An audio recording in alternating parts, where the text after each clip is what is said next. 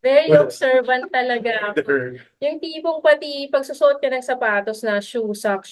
Parang, ano, you're a psychopath. Parang, dapat sock, shoe, ganyan. Hindi, grabe. Shoe sock, shoe sock. Ay, sock, shoe ako. Ganun, most of the time. Dapat ka sock, shoe. Walang rule nun. Walang rule nun. Psychopath.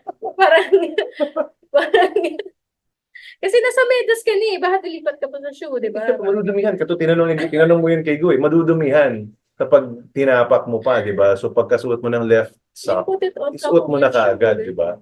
Hindi, hassle pa You yun. put your sock on when you're inside the house eh. You put your shoe on when you're outside the house.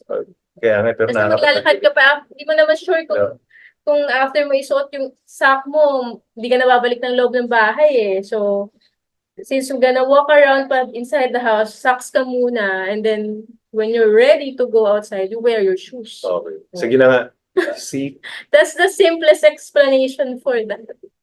And I get that. Tama siya. No, kasi sometimes nakasuot na ako ng sapatos and then may kailangan pala akong kuhanin. Tapos iuutos mo, pakuha nga nung ganito. Or magkakala talaga ako ng dumi sa Oo. bahay, di ba? Eh, So, kids who play on the floor, or their Yeah. hands, they eat from the floor, ganyan. lahat siya may reason. Hmm. Kaya nga, I never win an argument. No? So, Lodi talaga si Johnny Depp.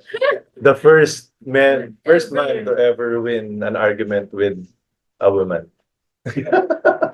Grabe yun.